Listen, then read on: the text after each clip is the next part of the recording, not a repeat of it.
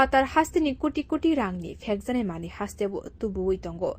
A fekjanai mani rok hasteni besero pirjagai tongka. Shangrosali horok khungsa auto malkhungo. Najeri 1 crore 25 lakh rangni yabha tablet mankha.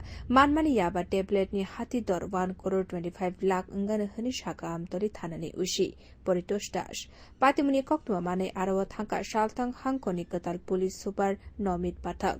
Koktuma thumnai rok nobo tebo shaka. Auto malkhung chaloknaini subir sutro dorno romkha bono tabuka hamke sungai bini logite shabo gudarjak tong aborokno चेरे नाइने हने शाखा police.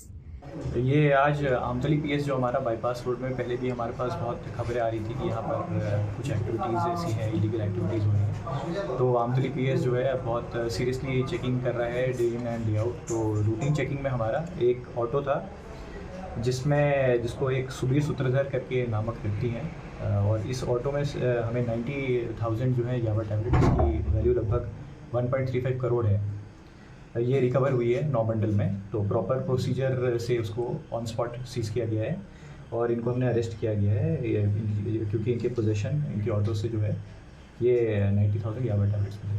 ये auto कहाँ से कहाँ जाने वाला? ये auto Khairpur side से जो है आमतली साइड को जा रहा था और बाईपास में ये एक ढाबा है उसके पास इसको हमने रिटेक किया।